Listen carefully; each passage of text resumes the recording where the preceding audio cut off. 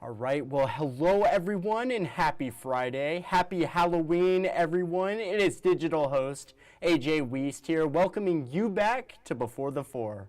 Of course, the live stream where I go through some of 48's top news stories and then some before our 4 o'clock newscast. I say it every day wherever you're watching Before the Four this afternoon, whether it's on Facebook, YouTube, or the 48 Now live stream. As always, thank you so much for watching and spending just a bit of your Friday afternoon here. Now, tonight is Halloween. Let's take a look at the radar as some of you might be heading out to the streets to go trick-or-treating, maybe some trunk-or-treats going on here in North Alabama. So let's turn over to 48 First Alert meteorologist Jeff DeNoyer for a look at the latest forecast. Jeff? Hey, very good Friday to everybody. Halloween Friday, and nothing too spooky out there with the forecast. In fact, it has turned out to be an absolute gem outside for your Friday to close out the week. Oodles of blue sky, and it was a frosty start this morning, but we quickly flipped the pattern into the afternoon and took those temperatures right up into the 60s, where many locations right now are at 62, 63, 61, all looks like the norm for the area this afternoon. Normal high temperature, though, is actually close to 70, so it's actually still a little bit below average, but it's still really nice. And for the night tonight, it'll be a beautiful evening for trick-or-treaters.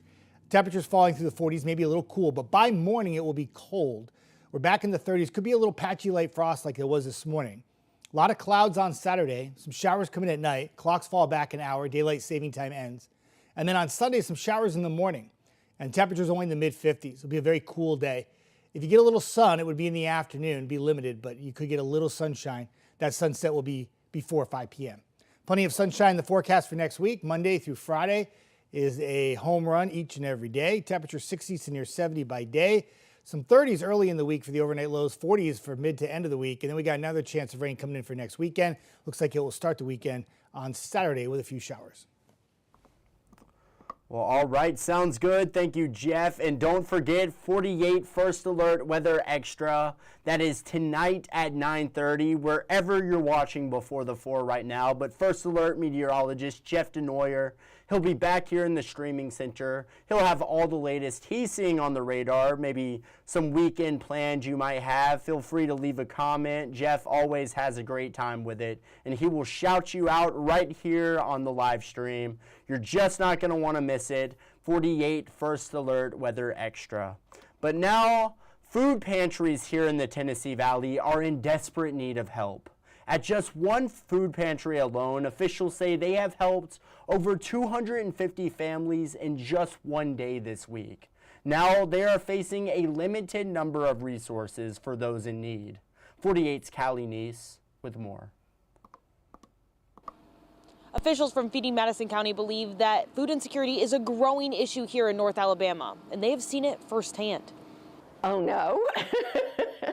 How are we going to have food for all of these people? Ann Spalding from Feeding Madison County told me this past week was insane.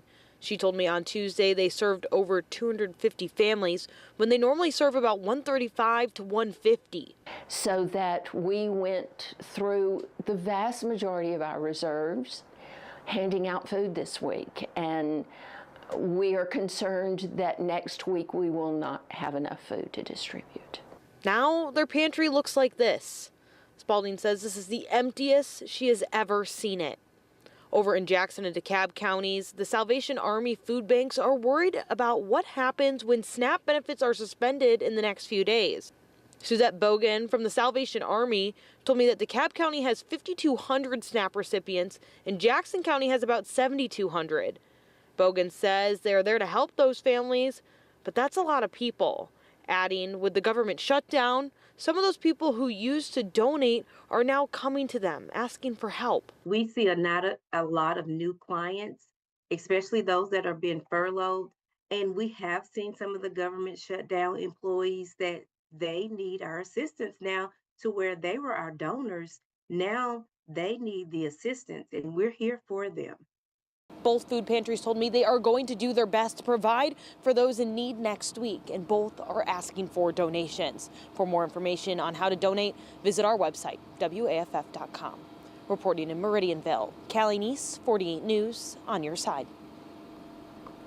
And on that note, we're going to head to break, but coming up, Mayor Paul Finley's last day in office, recapping our 48 game of the week and the final week of high school football here in North Alabama, and another spooky story you're just not going to want to miss. It's all ahead. We'll go through it all in 1 minute.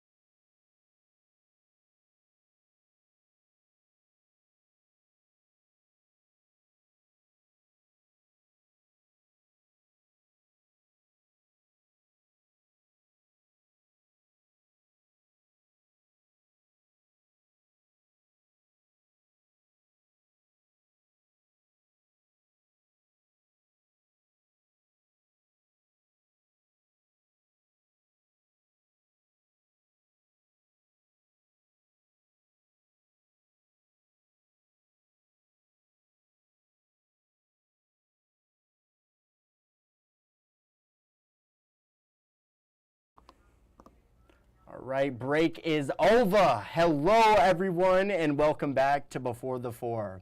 Now, let's head out to Madison, where its longtime mayor, Paul Finley, his last day in office is today. 48 Sarah Grace Kennedy spoke with Mayor Finley, who reflects on 13 years of leading the community. Let's take a look. Of the city of Madison, Alabama, upon which I'm about to enter. In 2008, Madison was already a strong city. But in my world, there were a couple things that we could do that would make us better. Madison Mayor Paul Finley tells me that during his first term in office, one of the things that he wanted to do was cultivate a better partnership with the city of Huntsville. That required Huntsville Mayor Tommy Battle to bury the hatchet. It was critical to meet with Mayor Battle and express our desire and our need to work together. The good news for us is he agreed. And then we did, well, how do we show the community? And we visually, using the bury the hatchet thought process, showed them we're going to bury a hatchet. And then we had feed the hatchet, found a way to bring more jobs to this area.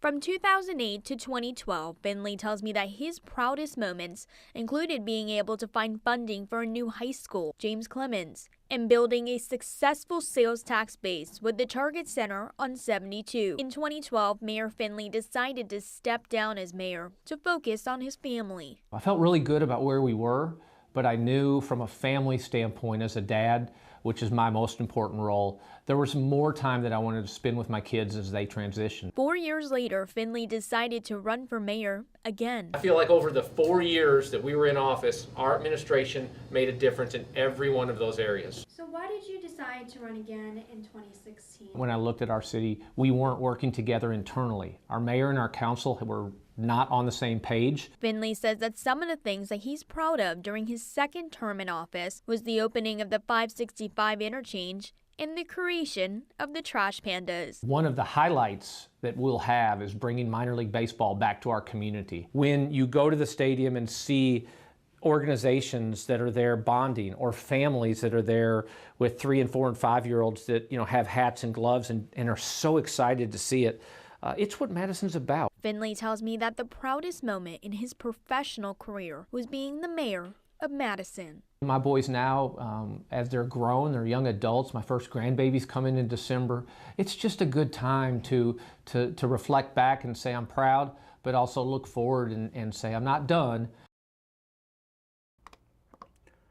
Well, now let's switch some gears to some high school football. Many games were played last night, including our game of the week, a thrilling one in the community as both squads, the Deschler Tigers and the West Morgan Rebels, were undefeated coming into the matchup. Let's find out which team stayed undefeated and now has regional bragging rights. 48's Kaylee Tinglestad with the latest. It's Halloween Eve here at Rebel Stadium, and the only thing to be scared of is the West Morgan offense on the opening drive.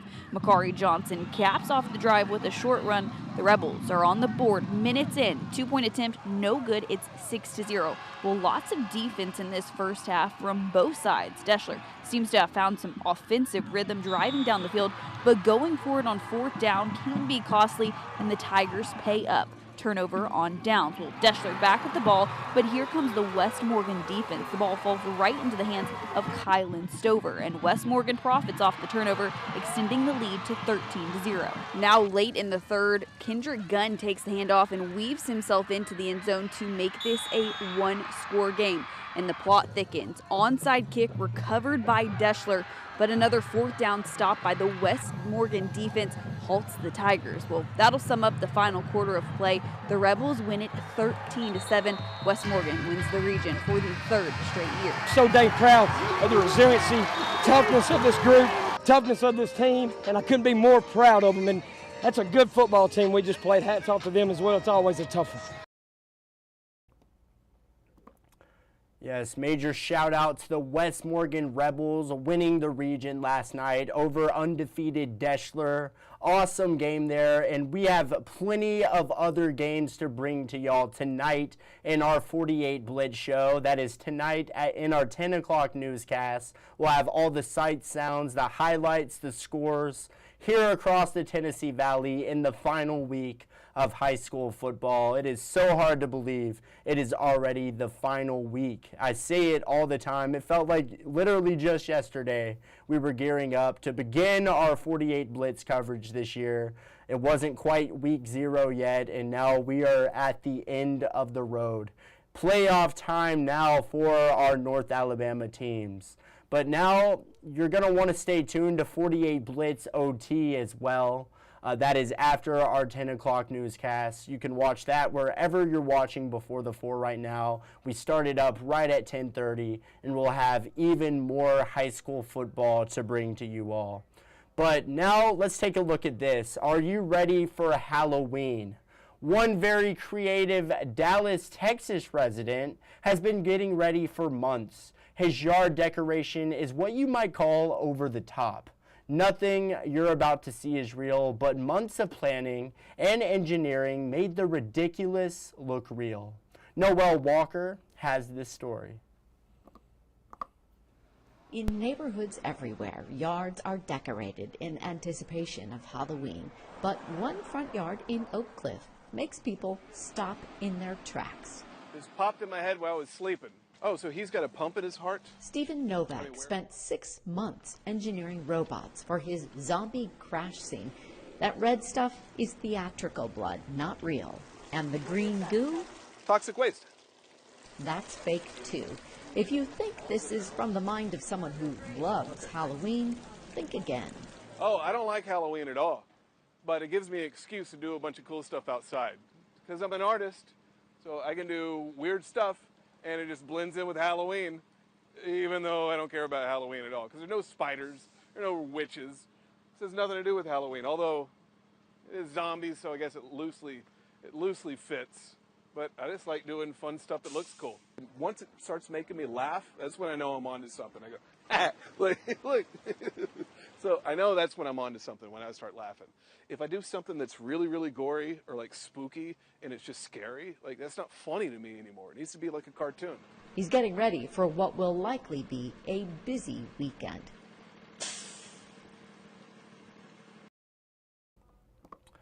Oh yeah, busy weekend indeed. And now let's head into the stories you're just not going to want to miss coming up in our evening newscasts. A deadly shooting at a food mart in Decatur last night. 48's Callie Neese will have the latest details on that shooting coming up. Another story you're just not going to want to miss. Kitchen cops see the latest scores in which restaurants were a little extra spooky this Halloween. And of course, the latest on the government shutdown, now approaching the longest in history. And these are just a few of the stories you're just not going to want to miss coming up in our evening newscasts. And it is that time, y'all. It is time for Facebook fun, our 48 Facebook question of the day. We asked it yesterday. We're going to run it again today. What are your plans for Halloween? And let's pull it up right here. What are your plans for Halloween? That is what I want to know. Are you planning on going trick-or-treating tonight, passing out candy? Are you going to a haunted house, maybe bobbing for apples? That is what I want to know. What are you doing tonight? And let's see what you all had to say. John Turner, he said, have a family night with pizza and hot apple cider. That is a great combo right there.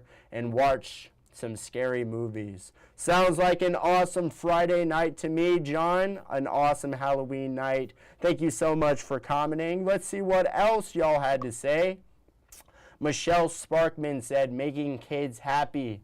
And so this is the Sparkman's Haunted Halloween. Let me actually pull up the full screen right here. Haunted Halloween. You can see the address on this graphic right here if you pull it up. This sounds like an awesome event, a spooky haunted house, it looks like. So that is another option. Michelle, thank you so much for commenting. And let's see, Danielle Russell is going to a trunk or treat. This is at Old Town Cafe in Ardmore. Free candy, spooky fun. That sounds like an awesome event from 5 to 8 tonight. So if you're looking for some trunk or treating to do tonight, maybe this is an option up here in Ardmore, Alabama. Awesome stuff. You guys always blow it out of the water when it comes to our Facebook question of the day and having awesome responses. It always makes my day seeing what you all have to say. But y'all, that is just about it for today's Before the Four. But thank you so much for sticking around, spending a bit of your afternoon here. I hope you all enjoyed tonight's evening newscast. Y'all have a great weekend. And as always, thank you so much for watching. You all have a great night.